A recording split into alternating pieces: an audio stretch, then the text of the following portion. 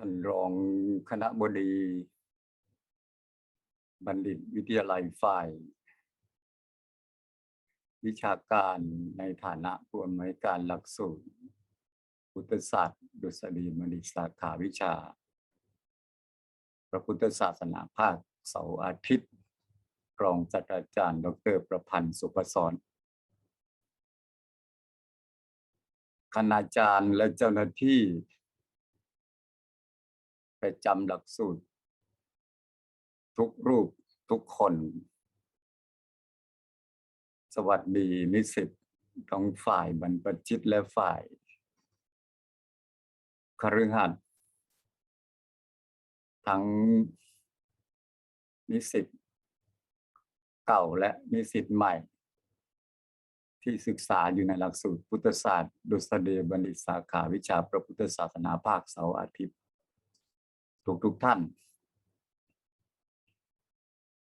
วันนี้ทางผู้บริหารหลักสูตรระดับดุษฎีบัณฑิตสาขาวิชาพระพุทธศาสนาภาคเสาร์อาทิตย์ได้จัดพิธีปฐมนิเทศให้กับนิสิตใหม่รุ่นที่10พร้อมกันนั้นก็เป็น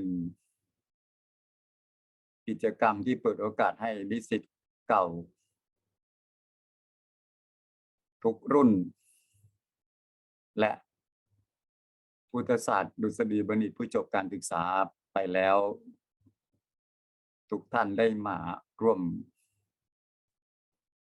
กิจกรรมเพื่อเป็นการแลกเปลี่ยนเรียนรู้และให้กำลังใจ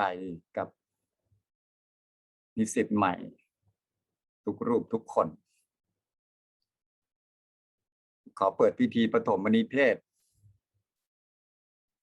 และให้กำลังใจกับทุกท่านในการศึกษาเล่าเรียนเพื่อให้ได้ทั้งวิชาความรู้และสำเร็จการศึกษาไปตามความต้องการของแต่ละท่านเรื่องของการศึกษาวิชาความรู้เป็นความจำเป็นของการใช้ชีวิตในสังคมไม่ว่าจะอยู่ในสถานะอยู่ในตำแหน่งหน้าที่การงานใดก็ตามหรือไม่ได้มีตำแหน่งหน้าที่ที่เป็นทางการแต่ว่ามีภารกิจมีหน้าที่ทำโดยส่วนตัวก็ต้องอาศัยวิชาความรู้ด้วยกันทั้งสิ้นซึ่งวิชาความรู้นี้ได้มาจากหลายๆแหล่งมีที่มาจากหลายที่และได้มาโดยวิธีการต่างๆจากสถาบันอุดมศึกษาโดยวิธีการเรียนการสอนทั่วไปก็มีจากการทำหน้าที่การงานส่วนตัวหรือในสถาบันในองค์กรก็มีจากการไปศึกษาดูงานไปหาประสบการณ์ตรงจากสถานที่จากแหล่งประกอบการต่างๆก็มีโดยเฉพาะในสังคมปัจจุบันมีแหล่งที่เราจะได้รับความรู้มากมายทั้งในรูปแบบของสถาบันและในรูปแบบทั่วๆไปเพราะฉะนั้นการดำเนินชีวิตประสบความสำเร็จในหน้าที่การงานทั้งส่วนตัวและหน้าที่การงานของสถาบันขององค์กรล้วนต้องใช้วิชาความรู้ทั้งสิ้นเพราะฉะนั้นวันนี้ก็ถือเป็นจุดเริ่มต้นของการให้กำลังใจให้ชีวิต ความพอใจในการที่จะศึกษาเล่าเรียนไปจนสำเร็จการศึกษาขอให้ทุกท่านมีกำลังใจและมีสุขภาพเพื่อให้การศึกษาเป็นไปด้วยความราบรื่นสำหรับประเด็นที่ทางผู้บริหารหลักสูตรท่านผู้อำนวยการหลักสูตรประสงค์จะได้มาให้ข้อคิดในความเห็นในเช้าวันนี้ก็เป็นเรื่องของการเรียนรู้ในยุคใหม่ๆจะเรียกว่าเป็นยุค New Normal หรือยุค Disruption หรือยุค Next Normal อะไรก็แล้วแต่เรียกโดยรวมๆก็คือยุคใหม่ในสังคมปัจจุบันโดยเฉพาะวิธีการเรียนรู้เกี่ยวกับพระพุทธศาสนาเป็นการเรียนรู้ที่ไม่ได้มุ่งไปเฉพาะวิชาการความรู้แล้วเอาไปทำหน้าที่การงานแต่เป็นการเรียนรู้เพื่อให้ได้วิชาการส่วนหนึ่งได้ความงอกงามทางด้านจิตใจสติปัญญาเพื่อนำไปใช้ควบคู่กับความรู้ในเชิงวิชาการนั่นส่วนหนึ่งและที่สำคัญก็คือหลักธรรมทางพระพุทธศาสนาที่มีอยู่เป็นจำนวนมากถ้านับเป็นธรรมขันธ์ก็ 84,000 พระธรรมขันธ์นั้นเพื่อให้สอดคล้องกับสถานการณ์ปัจจุบันประเด็นไหนที่ควรจะหยิบยกขึ้นมาเพื่อศึกษาให้เกิดความรู้ทั้งทางด้านวิชาการและทางด้านที่จะสามารถนำไปปฏิบัติจริงในชีวิตหน้าที่การงานก่อนที่จะไปสู่ประเด็นนั้นที่เกี่ยวกับหลักพระพุทธศาสนาที่จะหยิบมาเพื่อการเรียนรู้นั้นอยากจะให้พวกเราลูกศิษย์ลูกหาทุกท่านได้รู้ความเป็นไปในโลกปัจจุบันแล้วก็จะเป็นไปในทิศทางในอนาคตด้วยก็คือความคิดทัศนท่าทีของคนปัจจุบันรวมทั้งกระแสของโลก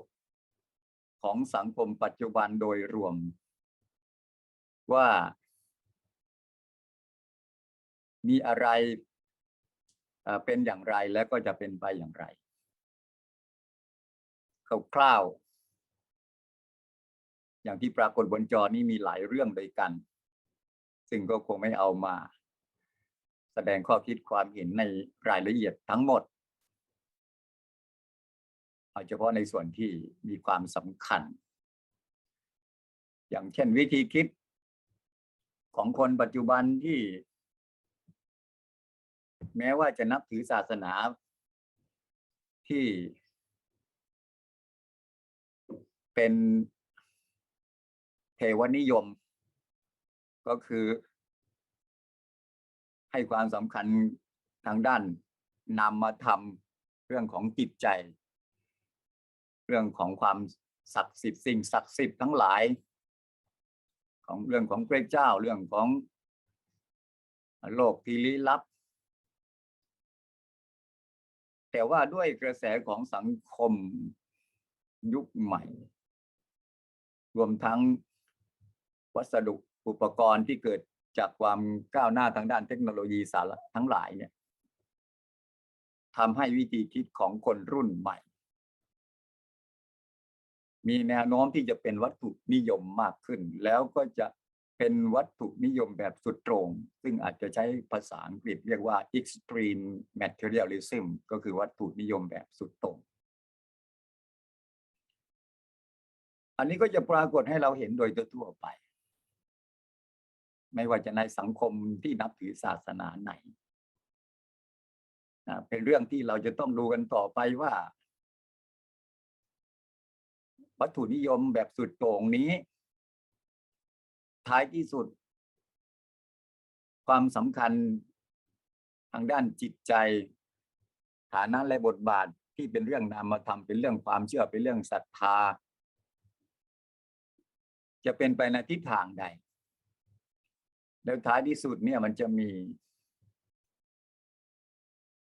ความถูกต้องความดีงามที่เป็นเรื่องของศรัทธาเป็นเรื่องของความเชื่อในศาสนาในสิ่งศักดิ์สิทธิ์ทั้งหลายเนี่ยจะมีจุดที่เป็นหลักอยู่ที่ไหนแล้วคนมันจะหลุดโลกหลุดจักรวาลออกไปอย่างไรหายนะความเลวร้ายที่เป็นความสูญเสียที่ยิ่งใหญ่จะเกิดขึ้นในลักษณะอย่างไรอันนี้ก็เป็นผลพวงที่มาจากวัตถุนิยมสุดโต่งแล้วก็จะนำไปสู่ชุดความคิดแบบใหม่ๆเกี่ยวกับความเชื่อในทางศาสนาด้วยโดยเหตุว่าวิธีคิดของคนมันเป็นไปในทางวัตถุนิยมซึ่งไม่ได้เกี่ยวกับวัตถุนิยมกับศาสนาเนี่ยเป็นสิ่งที่แตกต่างตรงกันข้ามอยู่แล้วอยู่คนละฝากฝั่งแล้วก็เป็นความจำเป็นของคนของโลกว่าแม้โลกมันจะก้าวหน้าวิธีคิดเขาจะเป็นอย่างไรแต่ว่าศรัทธาความเชื่อในสิ่งศักดิ์สิทธิ์ในทางศาสนาก็จะยังคงอยู่ในตัวบุคคลคนนั้นเป็นของคู่กันศรัทธากับปัญญานี้เพียงแต่ว่าลักษณะความเชื่อสิ่งที่เขาเชื่อของคนรุ่นใหม่และรุ่นอนาคตเนี่ยมันจะเป็นอย่างไรอันนี้ก็เป็นประเด็นที่น่าสนใจเหมือนกัน New Mindsets of Religious Beliefs เรื่องของปัญญาแท้ปัญญาเทียมเป็นเรื่องที่ต้องติดตามแล้วก็คบคิดกันแล้วก็มีโอกาสก็ควรจะนำมาพูดคุยกันอยู่เนืองๆเพราะเป็นที่ชัดเจนว่าคนปัจจุบันและในอนาคตด้วยจะให้ความเชื่อถือกับปัญญาเทียมมากกว่าปัญญาแท้แล้วก็ท้ายที่สุดก็จะหลงมิติลืมไปว่าปัญญาเทียมนี่แหละเป็นปัญญาที่แท้จริงแล้วก็จะมากำหนดทิศทางความเป็นไปของโลกซึ่งสิ่งที่ปรากฏออกมาปรากฏการณ์เกี่ยวกับอิทธิพลที่เกิดจากปัญญาเทียมนี้ก็มีแนวโน้มที่จะให้คนมีความเชื่ออย่างนั้นยกตัวอย่างเช่นก็เพิ่งทราบด้วยตัวเองมาเมื่อไม่นานมานี้เองว่าที่กำลังบรรยายอยู่เนี่ยถ้าประสงค์จะแปลเป็นจะถ่ายทอดถอดความออกมาเป็นภาษาไทยเป็นอักษรเป็นข้อความเลยก็ได้โดยทันทีโดยอัตโนมัติก็คือสายทอดคำพูดของคนนี่แหละออกเป็นมาเป็นตัวอักษรโดยที่ไม่ต้องไปพิมพ์ไปอะไรมันก็จะมีข้อความขึ้นมาอย่างนี้ก็มีแต่ว่าความถูกต้องถูกตรงจริงๆเนี่ยมันไม่100%ต้องอาศัยสติปัญญาของคนไปปรับปรุงแก้ไขให้มีความถูกต้องแต่ก็เป็นสัญลักษณ์เป็นสื่อบ่งบอกว่าความก้าวหน้าทางด้านเทคโนโลยีในลักษณะอย่างนี้ก็จะพัฒนาต่อไปเรื่อยๆซึ่งคนที่เขามีหน้าที่อยู่เขาก็พัฒนาต่อไปเรื่อยๆให้มีความสมบูรณ์มากที่สุดที่เท่าที่จะเป็นไปได้ในยะหนึ่งอำนวยประโยชน์ให้เรา เราเขียนหนังสือได้รวดเร็วมากยิ่งขึ้นสะดวกยิ่งขึ้นแต่อีกนัยหนึ่งนั้นเป็นโทษที่จะเกิดขึ้นเป็นโทษมหันต์แล้วก็เป็นโทษที่เกิดขึ้นเมื่อมีความผิดข้อเสียหายที่เกิดจากความก้าวหน้าอย่างนี้ก็จะหาคนมารับผิดชอบไม่ได้คือเป็นโทษที่มนุษย์จะต้องไปรับผิดชอบแทนเทคโนโลยีที่มันทำความผิดพลาดข้อนี้ก็เป็นเรื่องใหญ่เรื่องปัญญาแท้ปัญญาเทียมเรื่องโรคแห่งความจริงโรคเสมือนจริงเรื่องข้อเท็จจริงเรื่องความจริง reality versus virtual reality อันนี้ยิ่งเป็นเรื่องที่กำหนดวิธีคิดทิศทางทัศนท่าทีของคนรุ่นใหม่แล้วท้ายที่สุดเนี่ยความแท้จริงของสติปัญญาของวิธีคิดของคนรุ่นใหม่และรุ่นอนาคตก็จะถูกบดบังด้วยทัศนท่าทีที่เป็นแบบเทียมเพราะว่าไปเสพติดกับสิ่งที่มันเป็นความจริงแบบเทียมความเสมือนจริงพวกนี้เป็นเรื่องที่ต้องเอามาคบคิดทั้งสิ้นเรื่องของความเปลี่ยนแปลงปรากฏการณ์ในสังคมปัจจุบันที่มีความเปลี่ยนแปลงจากหน้ามือเป็นหลังมือไม่ว่าจะเป็นปรากฏการณ์ทางด้านความเชื่อปรากฏการณ์ทางด้านวัฒนธรรมปรากฏการณ์ทางด้านการอาชีพหน้าที่การงานปรากฏการณ์เกี่ยวกับการศึกษาการเรียนการสอนปรากฏการณ์เกี่ยวกับการเผยแผ่การสื่อสารอะไรทั้งหลายอะไรต่อมีอะไรเนี่ยไม่ต้องย้อนหลังกลับไป10 ปีหรอกแค่3-4 ปีที่ผ่านมานี้มันก็เปลี่ยนทุกปีแล้วก็เปลี่ยนแบบหน้ามือเป็นหลังมือจนไม่ปรากฏเขาลางของเดิมเลยก็มีอันนี้เป็น speed of change ความรวดเร็วของความเปลี่ยนแปลงในฝากฝั่งของพระพุทธศาสนาจะมีวิธีการเรียนรู้เชิงพุทธอย่างไรเพื่อที่จะรู้และก็เท่าทันความเปลี่ยนแปลงที่เป็นไปโดยรวดเร็วนี้เราจะเล่นตามความเปลี่ยนแปลงหรือว่าเราจะอยู่เฉยๆแล้วปรับทัศนท่าทีอย่างไรให้มันสอดคล้องกับโลกกับสังคมที่มันเปลี่ยนแปลงไปโดยรวดเร็วอย่างนี้เนื่องจากว่ามีหลายประเด็นก็เอาอีกสักประเด็นหนึ่งก็แล้วกันเรื่องของ fake news ข้อมูลข่าวสารที่ไม่เป็นความจริงแล้วก็ปรากฏเกิน 50% ที่อยู่ในสังคมสื่อสารออนไลน์ทั้งหลายพวกเราก็เสียผู้เสียคนมานักต่อนักเกี่ยวกับเรื่องไม่ระมัดระวังไม่รู้จักยับยั้งชั่งใจเสพบริโภคข้อมูลข่าวสารแล้วส่งต่อสื่อสารออกไปทั้งที่รู้ว่า fake news เนี่ยมันมีมากแต่เพราะกิเลสก็คือการอยากจะตามทันกระแสอยากจะเป็น first person ที่สื่อสารเรื่องนี้กล่าวโดยภาษาปัจจุบันก็คือหิวแสงจึงทำให้ขาดความยั้งคิดแล้วก็เสพแล้วก็ถ่ายทอดแล้วก็เสียผู้เสียคนกลับเนื้อกลับตัวแทบไม่ทันไอ้นี้ก็ปรากฏอยู่โดยทั่วไปให้ข้อมูลความจริงไม่ถูกต้องเป็นต้นอันนี้คืออะไรอย่างไรในโลกปัจจุบันและอนาคตนะทีนี้ก็คงไปดูบางประเด็นที่เกี่ยวกับพระพุทธศาสนาว่าเราจะหยิบยกอะไรขึ้นมาแล้วก็ศึกษาแล้วก็ไปเทียบเคียง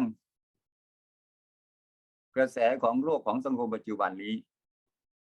อันนี้ก็จัดเป็นพุทธนวัตกรรมการเรียนรู้ในสังคมยุค disruption เรื่องของวัตถุนิยมสุดโต่งเนี่ยรวมทั้งเรื่องความ คิดแบบใหม่ๆเกี่ยวกับความเชื่อทางศาสนาเนี่ยให้พวกเราที่ศึกษาพระพุทธศาสนาไปศึกษาแนวคิดพื้นฐานพุทธธรรมที่เป็นแนวคิดพื้นฐานก็คือปรมัตถธรรมเนี่ยให้แตกฉานให้มีความรู้ความเข้าใจอย่างลึกซึ้งช่วงนี้กำลังทำโครงการร่วมกับท่านรองวิชาการเกี่ยวกับการ up skills ทักษะการสอนพระพุทธศาสนาและพุทธปรัชญาให้กับประชาคมชาวมจร.โดยเฉพาะครูบาอาจารย์ที่สอนด้านพระพุทธศาสนาก็มีเรื่องนี้อยู่ด้วย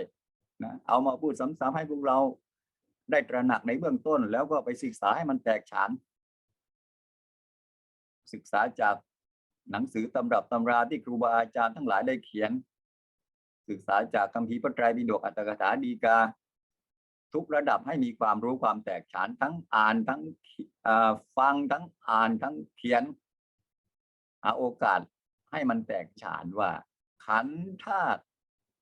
อายตนะคือโลกและปรากฏการณ์เนี่ยทั้งของสิ่งที่มีชีวิตและไม่มีชีวิตเนี่ยในหลักพระพุทธศาสนาตามหลักพระพุทธศาสนาจะบอกว่าเป็นวัตถุนิยมหรือจิตนิยมมันไม่ได้หรอก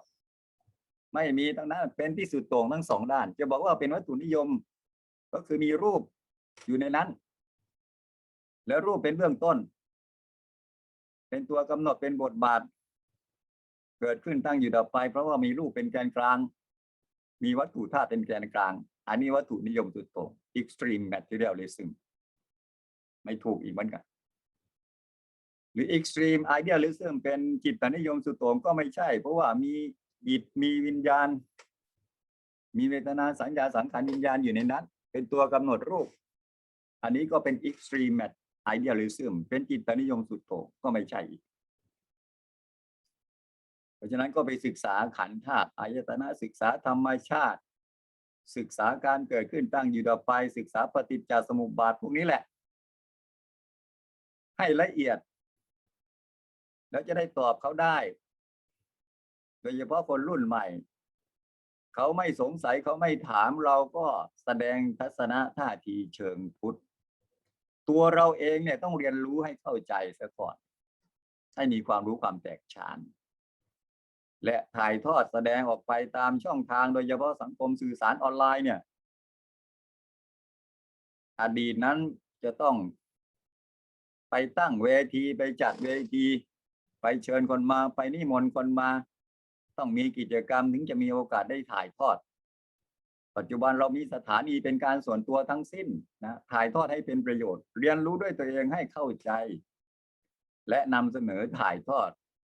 ออนไลน์ปรากฏอยู่ตรงนั้นตรงนี้สักวันหนึ่งก็จะปรากฏต่อสายตาของคนรุ่นใหม่ที่มีความเชื่อแบบไม่ตรงกับหลักพระพุทธศาสนาเนี่ย100 คนปรากฏ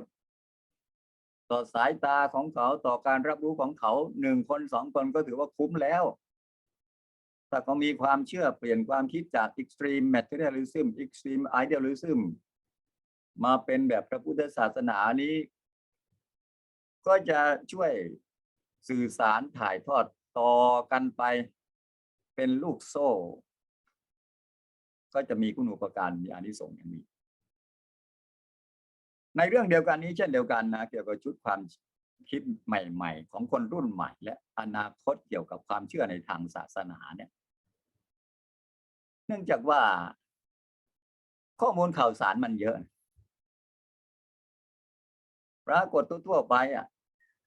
ทั้งในรูปแบบของโปรแกรมทั้งในรูปแบบของคลาวด์ที่อยู่ในอากาศทั้งหลายเนี่ยทำโปรแกรมดักจับข้อมูลข่าวสารมาใช้ประโยชน์ทางด้านนี้ก็เกิดปัญญาเทียมขึ้นมานี่แหละที่บอกเมื่อสักครู่นี้ว่ามีแนวโน้มที่จะเชื่อศรัทธาในปัญญาเทียมมากกว่าปัญญาแท้เนี่ยเพราะฉะนั้นมันก็เกิดชุดความคิดแบบใหม่ๆขึ้นมาในเรื่องต่างๆชุดความคิดแบบศาสตร์ในทางศาสนาก็อยู่ในนั้นด้วยนะเพราะฉะนั้นเขาก็จะมีความเชื่อว่า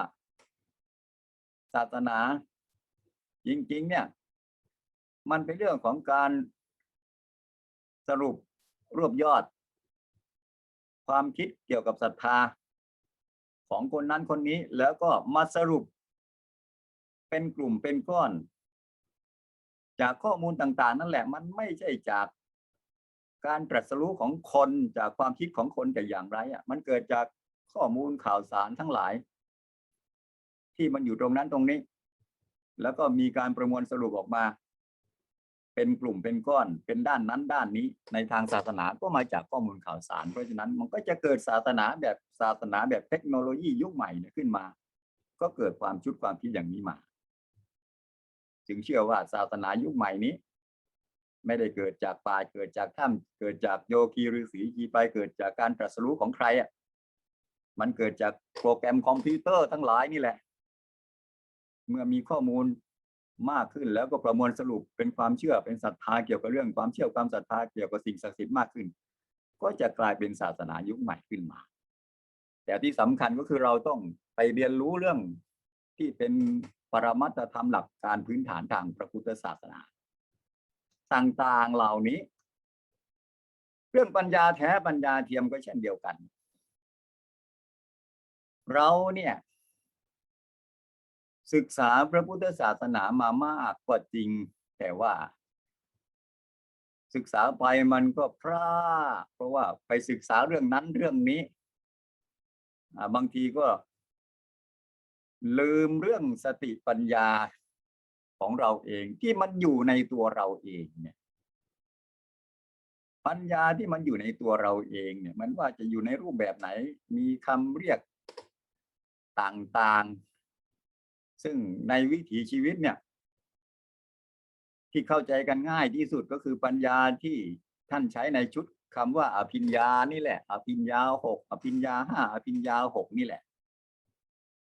ในวิถีชีวิตของคนเนี่ยมันก็เป็นเรื่องของการใช้ชีวิตประจำวันชีวิตหน้าที่การงานซึ่งต้องอาศัยสติปัญญาความรู้ในลักษณะต่างๆถ้าเป็นสมัยพุทธกาลเนี่ยคนที่จะทำงานในฝากฝั่งของพระพุทธศาสนาพระพุทธเจ้าทรงสนับสนุนแนะนำเลยว่าคุณต้องมีสติปัญญาสามารถเป็นคำหลักในพระพุทธศาสนาเวลาจะมอบหมายให้พระทำหน้าที่การงานอะไรอย่างใดอย่างหนึ่งเนี่ยมีคำว่าเป็นผู้มีสติปัญญาสามารถคำว่ามีสติปัญญาสามารถก็คือพัฒนาสติปัญญาได้ระดับหนึ่งระดับโลกิยะก็เป็นระดับต้นระดับโลกุตระก็เป็นระดับสูงต้องพัฒนาก็ยังปัจจุบันเนี่ยจะรับเข้าทำงานตำแหน่งนั้นตำแหน่งนี้ก็จบปริญญาตรีโทเอกแต่ในทางพระพุทธศาสนาปริญญาตรีโทเอกมันก็คือสติปัญญาสามารถมีรายละเอียดตามที่ปรากฏบนจอนี่แหละคือคุณจะมีตำแหน่งหน้าที่การงานจะมีความรู้แบบพื้นเหมือนกับคนทั่วๆไปได้ยังไงมันต้องล้ำหน้าคนอื่นไปอย่างน้อย1 ก้าวถึงจะมีตำแหน่งหน้าที่การงานได้ถ้าไม่ถึงขั้นอุดมคติ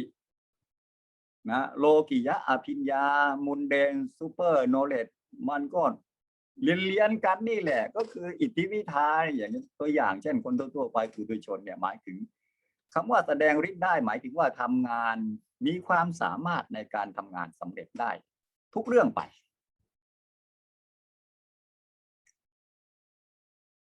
มีปริญญามีวุฒิการศึกษาแล้ว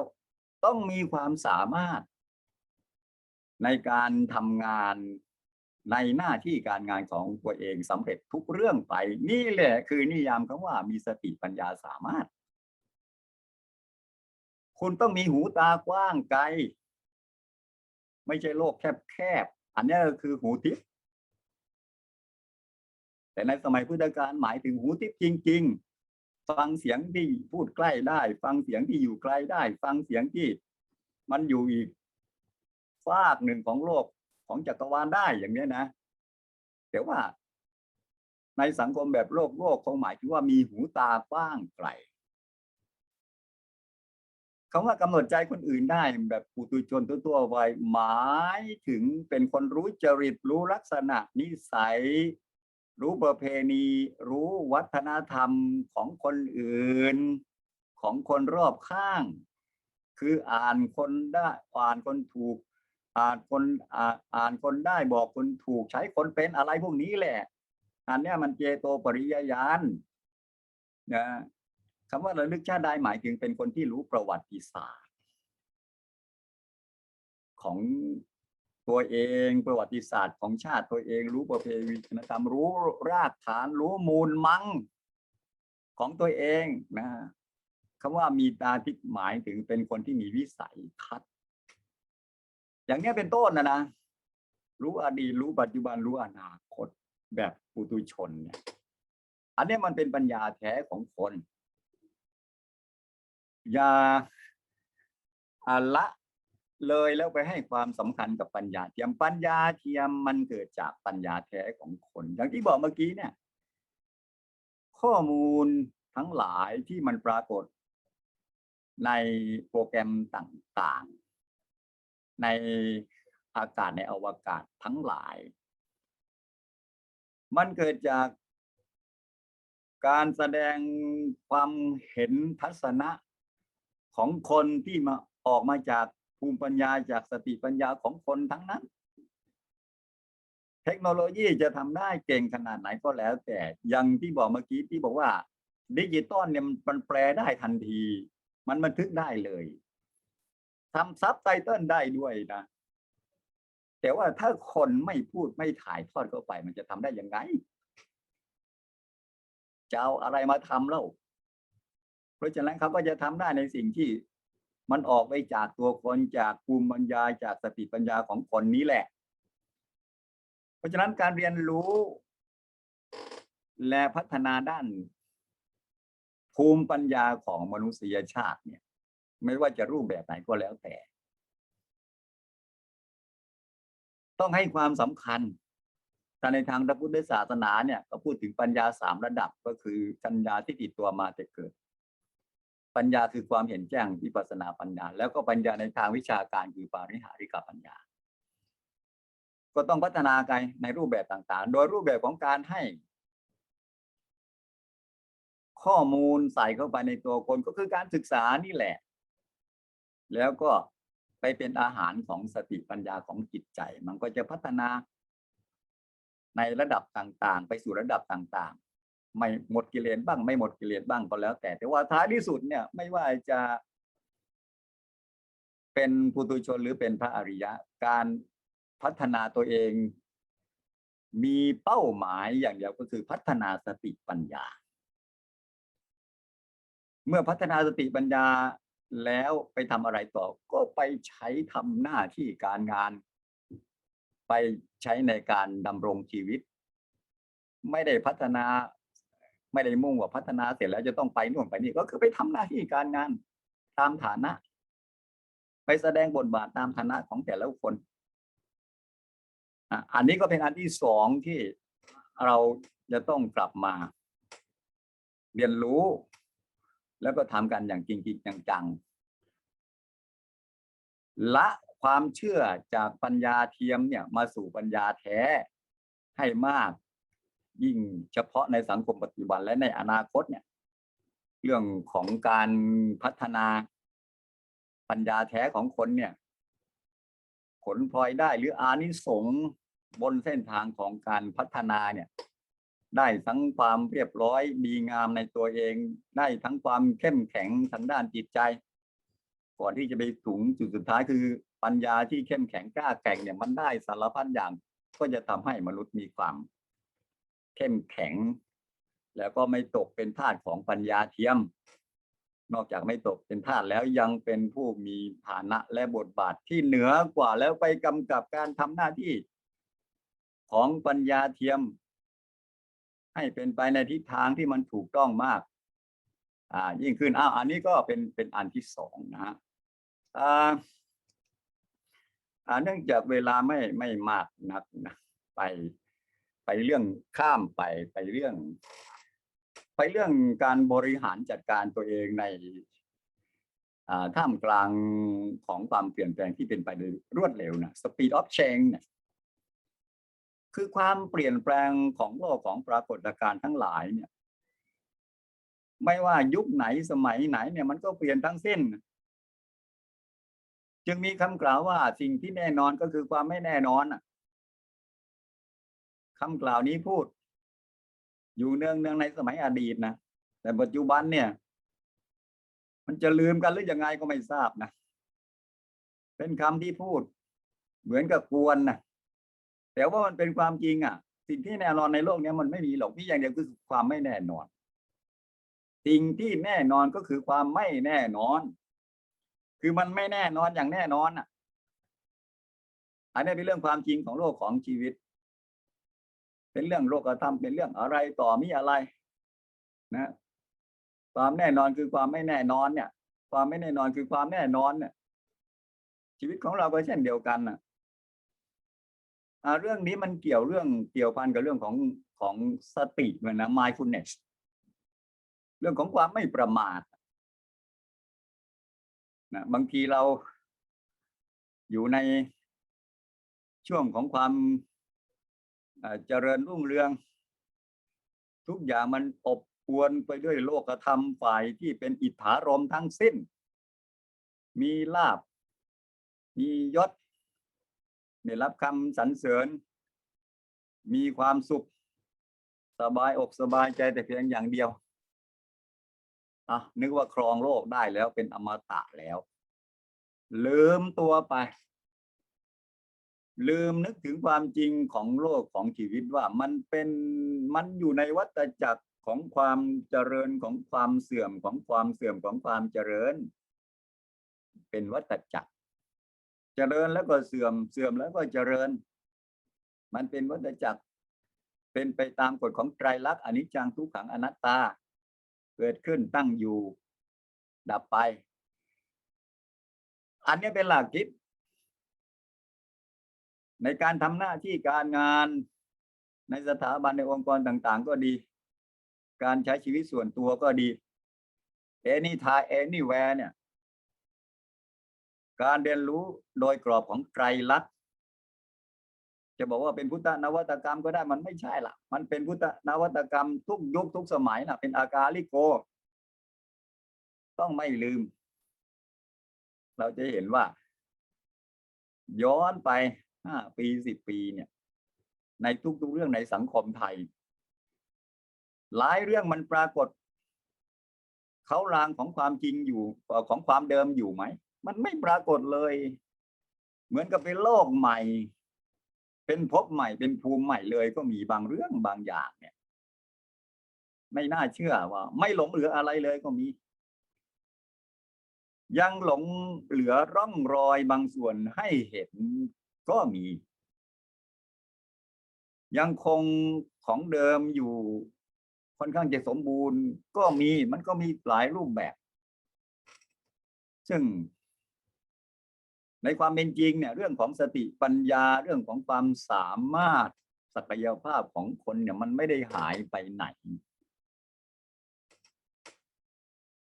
แต่ถูกบดบังด้วยความก้าวหน้าทางด้านเทคโนโลยี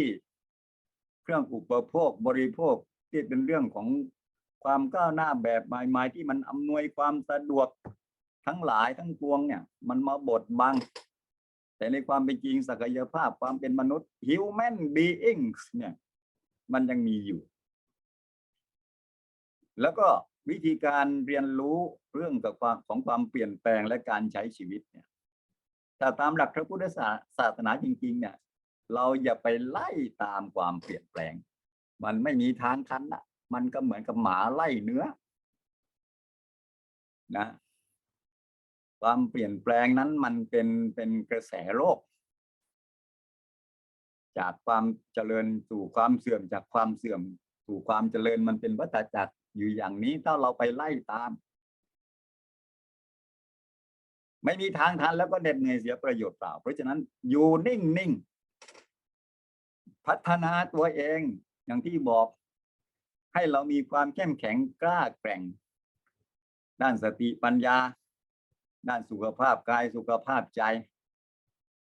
แล้วก็อยู่กันนิ่งๆทำหน้าที่การงานของตัวเองไอ้ที่บอกว่าปรับตัวให้มันทันโลกปรับตัวให้มันทันโลกเนี่ยมันเป็นคำที่โลกสมมุตินิยมใช้กันเป็นคำที่แสดงแอคชั่นว่าเราจะต้องปรับตัวให้มันทันโลกให้ทันสมัยตลอดเวลาซึ่งก็ทำได้ระยะหนึ่งในช่วงหนึ่งแล้วท้ายที่สุดจะต้องไปปรับตัวจะต้องไปแล่นตามกระแสโลกตลอดเวลามันไม่เหนื่อยแย่หรือทำไมเราไม่อยู่กับที่อยู่นิ่งๆแล้วพัฒนาตัวเองให้มันก้าวหน้าทางด้านสติปัญญาอยู่เนืองๆนะความใหม่มันอยู่ตรงนี้แล้วเราก็อยู่กับที่นี่แหละอยู่ในมหาจุฬาก็ทำงานมหาจุฬานี่แหละแต่ว่าสติปัญญามันงอกงามเพิ่มขึ้นเรื่อยๆทุกปีอันนี้คือการปรับตัวให้ทันโลกไม่ใช่โลกเขามีอะไรก็ไปแสวงหาไปฝันขวายเขามีตึกก็สร้างตึกเขามีสนะเขามีอุปกรณ์อย่างนั้นอย่างนี้ก็ไปขวัญขวายไปแสวงหาสร้างให้เหมือนเขาไอ้นั่นเป็นเรื่องของโลกของวัตถุทั้งหลายเราพัฒนาสติปัญญาให้มีความงอกงามแล้วตามให้ทันปรากฏการณ์ของโลกที่มันเกิดขึ้นตั้งอยู่ดับไปเปลี่ยนแปลงไปเนี่ยอันนี้ก็คือนัยยะของคำว่าปรับตัวเปลี่ยนแปลงให้ทันสมัยเข้ากับสถานการณ์ของโลกอยู่นิ่งพัฒนาตัวเองให้มีความก้าวหน้าเพราะฉะนั้นเรียนรู้เรื่องไตรลักษณ์และเรียนรู้นิยามของคำว่าปรับตัวเปลี่ยนแปลงให้ทันสมัยเข้ากับสถานการณ์ของโลกว่าที่แท้จริงมันคืออะไรอย่างไรเอาขออีกสักประเด็นหนึ่งก็แล้วกันนะเวลาไม่มากเนื่องจากว่ามีอีกหลักสูตรหนึ่งที่ประสงค์จะให้ไปร่วมกิจกรรมเรื่องของเฟกนิวส์เป็นเรื่องที่เราสนุกสนานกันจริงๆไม่ทราบมันเป็นยังไงเหมือนกับชีวิตนี้ตื่นเช้าขึ้นมาเนี่ยจะต้องมาสนุก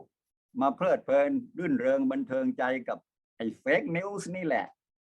บางคนก็รู้นะแต่ว่ามันเป็นปรากฏการณ์ที่เหมือนกับไปสร้างความพึงพอใจแบบชั่วครู่ชั่วยาม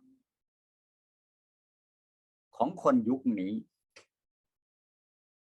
แล้วจะไปบริหารจัดการไปดูแลอย่างไงเพื่อไม่ให้มันเกิดผลเสียกับคนรุ่นใหม่คนรุ่นปัจจุบันและรุ่นอนาคตเนี่ยทำอะไรก็ตามเกิดความคุ้นชินในการเสพเสวยนะกับสิ่งที่มันไม่จริงมันแปลกปลอมอย่างนี้แล้วลองนึกภาพลองนึกดูว่าวิธีคิดวิธีพูดวิธีการแสดงออกการใช้ชีวิตของคนรุ่นใหม่และรุ่นอนาคตเนี่ยมันจะเป็นอย่างไรคนที่มีหน้าที่ในการแก้ปัญหาสังคมประเทศชาติมันจะไม่เหนื่อยแย่หรือต้องไปตามแก้ความเสียหายที่มันเกิดขึ้นที่ได้รับอิทธิพลจากเฟกนิวของคนรุ่นใหม่เนี่ยสมาธิในการที่จะไปพัฒนาสังคมประเทศชาติมันก็จะไม่มีละเพราะว่าจะต้องทุ่มสรรพกำลังทั้งหลายไปแก้ปัญหาเกี่ยวกับเฟกนิวส์นี้เพราะฉะนั้นในทางพระพุทธศาสนาเนี่ยธรรมะที่จะหยิบยกขึ้นมาแล้วก็ศึกษาให้ถ่องแท้ให้เข้าใจด้วยตัวเองและนำเสนอเป็นหลักคิดให้กับสังคมยุคใหม่เนี่ยก็คือเรื่องของการคิดอย่างมีสติคิดอย่างถูกวิธีแล้วก็ที่สำคัญก็คือให้มีประตูที่จะกรองมีหลักคิดมีหลักธรรมที่จะเป็นการกรอง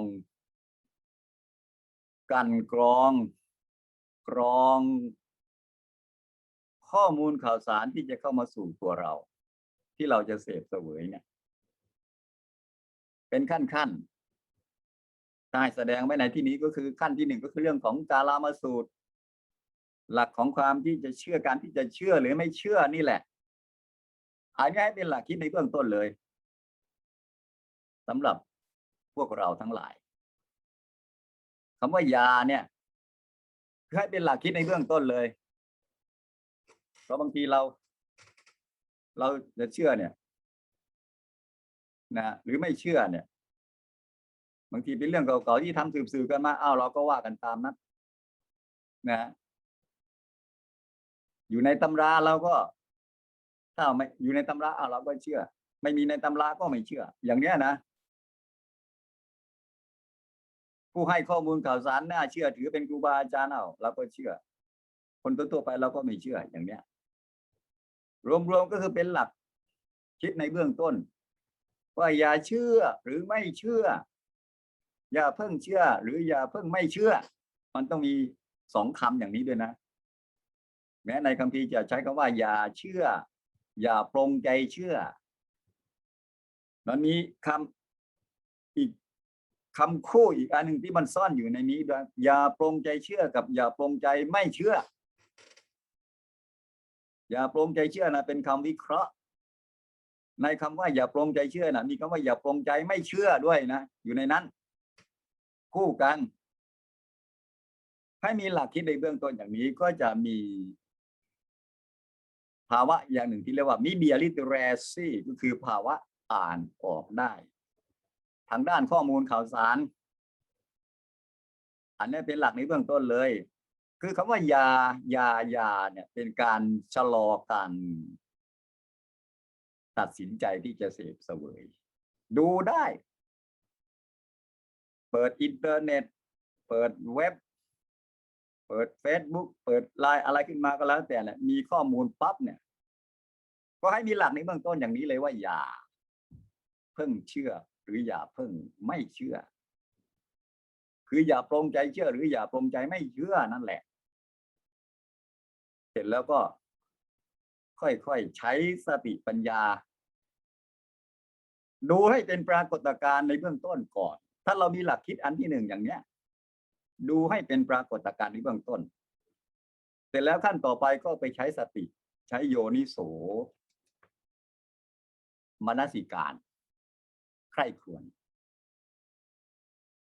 โดยถ้าไม่ท่วนทีแล้วก็มันก็จะตัดสินใจทันทีเลยว่าจริงหรือไม่จริงแต่คิดโดยท่วนทีเมื่อไหร่แล้วก็เราก็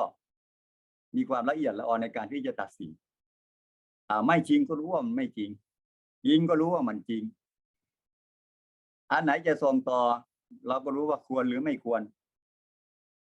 อันไหนจะเก็บไว้เป็นข้อมูลส่วนตัวเป็นปรากฏการณ์เฉยอันเนี้ย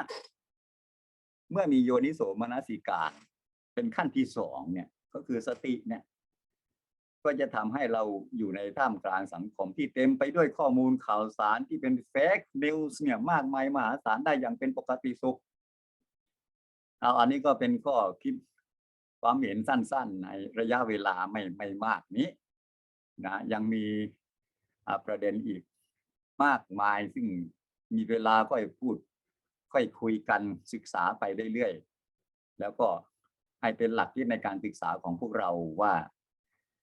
อดีตนั้นศึกษาได้ระดับนี้จบการศึกษาไปได้ความรู้ระดับนี้ก็ไปทำหน้าที่การงานได้มีประสิทธิภาพดำรงชีวิตได้เป็นปกติสุขแต่ปัจจุบันมันต้องเพิ่มปริมาณทั้งความเพียรทั้งความรู้จากการศึกษาเนี่ยอีกเท่าตัวบางทีอีกเท่าตัวมันก็อาจจะยังไม่พอนะมันต้องอีก2 เท่าตัวทั้งความเพียรทั้งความรู้เพิ่มขึ้นมามันถึงจะออกไปแล้วก็ไปต่อสู้กับสถานการณ์ในสังคมปัจจุบันได้อย่างเป็นปกติสุขจบการศึกษาไปอย่างเดียวไม่พอมันต้องจบไปพร้อมกับความรู้ในเชิงวิชาการที่มหาศาลพร้อมกับวิชาที่จะไปบริหารจัดการชีวิตของตัวเองในท่ามกลางของความเปลี่ยนแปลงในยุคของ disruption นี้ได้อย่างมีประสิทธิภาพมันถึงจะทำให้ชีวิตเราเป็นปกติสุขก็ขออนุโมทนาบุญกับทุกท่านให้กำลังใจกับนิสิตใหม่นิสิตเก่าทุกท่านอนุโมทนาบุญกับท่านผู้บริหารหลักสูตรในท้ายที่สุดนี้ขอตั้งจิตอธิษฐานอำนวยโดยจรัตนตยานุภาเวนะ ด้วยอำนาจในคุณพระศรีรัตนตรัยกุศลจริยาสัมมาปฏิบัติที่ได้ร่วมกันมาเป็นมาทั้งหมดกันจงประมวลกันมาเป็นตบะเป็นเดชะเป็นพลวะปัจจัย เป็นอุปนิสัยสารเสริมส่งให้ทุกท่านได้มีความสุขความเจริญมีความก้าวหน้าในการปฏิบัติหน้าที่การงานประสบความสำเร็จในการศึกษาเล่าเรียนงอกงามในร่มธรรมขององค์สมเด็จพระสัมมาสัมพุทธเจ้าเจริญยิ่งในอายุวันนะสุขภละปฏิภาณธรรมสารสมบัติปรารถนาสิ่งหนึ่งประการใดเป็นไปในทางที่ชอบประกอบด้วยธรรมขอจงสมมโนปรารถนาในสิ่งนั้นจงทุกประการเถิด สาธุ